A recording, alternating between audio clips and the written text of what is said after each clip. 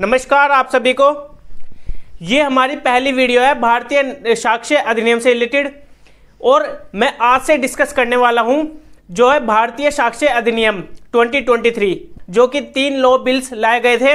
भारतीय नागरिक सुरक्षा संहिता, भारतीय न्याय संहिता और तीसरा है जो हम डिस्कस करने ये है भारतीय साक्ष्य अधिनियम। इन तीनों क्रिमिनल लॉ बिल्स को पास कर दिया गया है पार्लियामेंट के थ्रू और 25 दिसंबर 2023 को एसेंट भी मिल गई थी प्रेसिडेंट की। अब ये तीनों ही लॉज आ चुके हैं, पास हो चुके हैं और एसेंट भी मिल चुके हैं प्रेसिडेंट की। अब से मैं आपको भारतीय साक्ष्य अधिनियम डिस्कस करूंगा और मेरी ऑलरेडी 2 जो न्यू क्रिमिनल लॉ बिल से रिलेटेड है, भारतीय न्याय संहिता, भारतीय नागरिक सुरक्षा संहिता, वो भी मैंने अलग से प्लेलिस्ट बना रखी है, आप वो भी जाकर देख सकते हैं वीडियोस। और इसकी भी मैंने प्लेलिस्ट बनाई हुई है जो भारतीय साक्ष्य अधिनियम से रिलेटेड है, उसमें सभी आप वीडियो देख सकते हैं जो मेरी आने वाली सभी वीडियोस है। और मैं इस वीडियो में आपको बताऊंगा आज जो भारतीय साक्ष्य अधिनियम है, इसमें जो सेक्शन 1 है और प्रियम्बल है, जो इन दोनों को आज मैं बताऊंगा। सबसे पहले मैं आपको बता दूं जो भारतीय साक्ष्य अधिनियम है इसमें टोटल 170 सेक्शंस है और इन सभी सेक्शंस को मैं अच्छे से डिस्कस करूंगा और आप मेरी सभी वीडियोस देख सकते हैं 170 सेक्शंस तक जो मेरी आने वाली सभी वीडियोस हैं। तो चलिए अब हम जानेंगे प्रियम्बल को। जो भारतीय साक्ष्य अधिनियम है इसका प्रियम्बल क्या कहता है। यहाँ पर जो प्रियम्बल है, यहाँ पर प्रियम्बल यही बता रहा है एन एक्ट टू कंसोलिडेट। जो कंसोलिडेट है, कंसोलिडेट का मतलब यहाँ पर सिंपली यही है कि एक जो ये हमारा भारतीय साक्ष्य अधिनियम है ये एक एग्जॉस्टिव लॉ है। एग्जॉस्टिव लॉ का मतलब ये कंप्लीटली है अपने आप में, ये एक सेल्फ सफिशिएंट लॉ है, अपने आप में ये कंप्लीट लॉ है। कंसोलिडेट का मतलब यहां पर यही है, एक एग्जॉस्टिव लॉ है और एक सेल्फ सफिशिएंट लॉ है ये। And to provide for general rule, generally rule यहां पर दिए गए हैं हमारे भारतीय साक्ष्य अधिनियम में ही। एंड प्रिंसिपल्स ऑफ एविडेंस, और ये एक फेयर ट्रायल चलाने के लिए होता है। जहां पर जो एक ट्रायल चलता है किसी केस का तो वहां पर एविडेंस के तौर पर होता है, एविडेंस के तौर पर चलता है ना वहां पर ट्रायल, वहां पर देखे जाते हैं एविडेंसेस। तो जो एविडेंसेस वहां पर चलेंगे, जो वहां पर ट्रायल चलेगा एविडेंस से रिलेटेड, वो भारतीय साक्ष्य अधिनियम के अकॉर्डिंग ही चलेगा। जो प्रियम्बल की पहली लाइन है इसमें ये यही बता रही है और जो दूसरी इसमें लाइन दी गई है ये बता रही है यहाँ पर ये जो इनेक्ट किया गया था भारतीय साक्ष्य अधिनियम को, इसको 74th रिपब्लिक डे में किया गया था। जो हमारा 74वां रिपब्लिक डे था उसी ईयर में पार्लियामेंट के द्वारा इनेक्ट किया गया था, जो कि 2023 में इसको इनेक्ट किया गया था पार्लियामेंट के थ्रू, जिसको हम 74th रिपब्लिक डे भी बोल सकते हैं। ये हमने जान लिया इसका प्रियम्बल यहां पर क्या कह रहा है। अब मैं आपको बताऊंगा सेक्शन 1। जो सेक्शन 1 है भारतीय साक्ष्य अधिनियम में, ये यहां पर क्या बता रहा है, जो कि पार्ट 1 में चैप्टर 1 में दिया गया है। देखिए मैं आपको पहले यह भी बता देता हूं जो हमारी भारतीय साक्ष्य अधिनियम है इसमें टोटल 4 पार्ट है और जो हमारा इंडियन एविडेंस एक्ट था उसमें टोटल 3 पार्ट थे, 3 और इसमें 4 पार्ट है।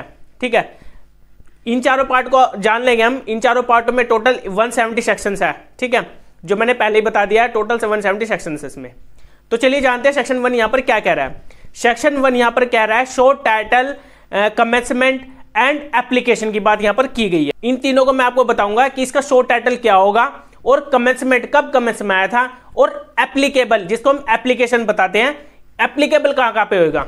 ठीक है, जो इसके अंदर सबसेक्शन 1 है, सेक्शन 1 में ही सबसेक्शन 1 दिया गया है, इसमें कहा गया है शॉर्ट टाइटल के बारे में। तो ये अधिनियम है हमारा जो हम पढ़ रहे हैं, इसको टाइटल इसको क्या दिया गया, इसको टाइटल दिया गया है भारतीय साक्ष्य अधिनियम 2023। दिस एक्ट में बी कॉल्ड, इसको हम कह सकते हैं यहां पर। ठीक है, ये एक शॉर्ट टाइटल है इसका।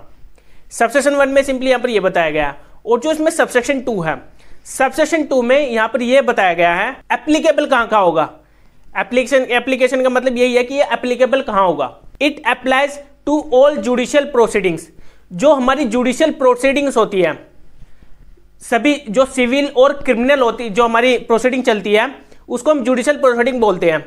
तो वहां पर ये अप्लाई होगा, वहां पर जो एविडेंसेस होंगे, जो भी वहां पर ट्रायल चल रहा है जिसको हम जुडिशियल प्रोसीडिंग बोल सकते हैं, जो सिविल भी हो सकती है क्रिमिनल भी हो सकती है, तो वहां पर भारतीय साक्ष्य अधिनियम अप्लाई होगा, वहां पर यह साक्ष्य अधिनियम चलेगा। बिफोर एनी कोर्ट, कोर्ट के मतलब कोर्ट में ही वहां पर यह चलेगा। अब कोर्ट में जुडिशियल प्रोसीडिंग चलेगी तो कोर्ट में ही अप्लाई होगा ना, बिफोर एनी कोर्ट। तो सिंपली यहां पे ये बताया गया। और आगे क्या बताया गया है, इंक्लूडिंग कोर्ट मार्शल्स, जो कोर्ट मार्शल होते हैं, जो कि मिलिट्री, आर्मी, ठीक है, वहां पर यूज होते हैं, जहां पर कोर्ट अलग से बनी होती है, जो हमारी मिलिट्रीज होती है, जो आर्मी ऑफिसर्स होते हैं, ठीक है, उनके पर अगर कोई क्रिमिनल चार्जेस लगाने हैं तो वहां पर जो हमारा कोर्ट मार्शल होता है, अलग से कोर्ट होती है, तो वहां पर भी हमारा भारतीय साक्ष्य अधिनियम एप्लीकेबल होगा। भारतीय साक्ष्य अधिनियम के अकॉर्डिंग ही उनके पर केस चलेगा। जो भी एविडेंसेस हो गए वो हमारे भारतीय साक्ष्य अधिनियम के अकॉर्डिंग वहां पर लिए जाएंगे, और या फिर वहां पर क्या करेंगे, एक्सेप्ट करेंगे जो एविडेंसेस होंगे। जो कोर्ट मार्शल होते हैं, जो अलग से कोर्ट बनी होती है मिलिट्री पर, जो आर्मी ऑफिसर्स के लिए अलग से बनी होती है। ये तो मैंने आपको बता दिया कहां पर एप्लीकेबल होगा जो हमारा भारतीय साक्ष्य अधिनियम है। अब कहां पर एप्लीकेबल नहीं होगा आगे बताया इसमें, but not to affidavits presented to any court और ऑफिसर।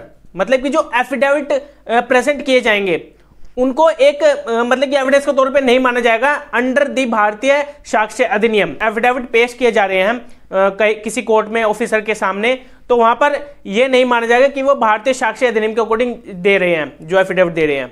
ठीक है, तो सिंपली यहां पर यह बताएगा वहां पर एप्लीकेबल नहीं होगा, और ना ही एप्लीकेबल होगा जो प्रोसीडिंग चल रही है आर्बिट्रेटर की।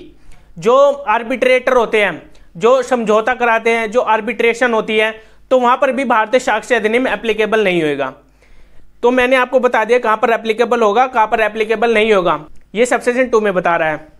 अब चलते हैं सबसेक्शन 3 में। यहां पर यह बता रहा है कि ये कब फोर्स में आया था। मतलब कि अभी तक तो ये जो मैं आपके लिए वीडियो बना रहा हूं, अभी तक ये इन्फोर्स नहीं किया गया है, अभी तक ये लागू नहीं किया गया है, बस इसको पास कर दिया गया है और एसेंट मिल चुकी है प्रेसिडेंट की, लेकिन अभी तक इसको एनफोर्स में नहीं लाया गया। अभी भी हमारा इंडियन एविडेंस एक्ट चल रहा है, और अभी जब भी इसको एनफोर्स कर दिया जाएगा, ऑफिशियल गजट में निकाल दिया जाएगा बाय द सेंट्रल गवर्नमेंट, तब उसी जिस दिन भी ये एनफोर्स किए जाएंगे उसी डेट को मान लिया जाएगा। ठीक है, जिस दिन भी अप्लाई किए जाएंगे ना भारतीय साक्ष्य अधिनियम, भारतीय नागरिक सुरक्षा संहिता और जो भारतीय न्याय संहिता है, इन तीनों क्रिमिनल लॉज को जब भी अप्लाई कर दिया जाएगा, एनफोर्स कर दिया जाएगा, तभी उसी डेट को मान लिया जाएगा कि ये इस डेट को अप्लाई हुए हैं, एनफोर्स में आए हैं मतलब। ठीक है, तो ये सबसेक्शन 3 यहाँ पर यही बता रहा है सिंपली, और कुछ नहीं है इसमें। इस वीडियो में सिंपली मेरे को ये सेक्शन 1 ही डिस्कस करना था। जो सेक्शन 2 है उसमें डेफिनेशंस दी गई है, डेफिनेशंस को मैं आपको नेक्स्ट वीडियो में बताऊंगा। ठीक है, और नेक्स्ट वीडियो जरूर देखना, जिससे आपको क्लियर होगा कि डेफिनेशंस क्या क्या दी गई है इंडियन एविडेंस एक्ट में। तो अब हम मिलेंगे अपनी नेक्स्ट वीडियो में, नेक्स्ट वीडियो देखना ना भूलिए। Okay bye.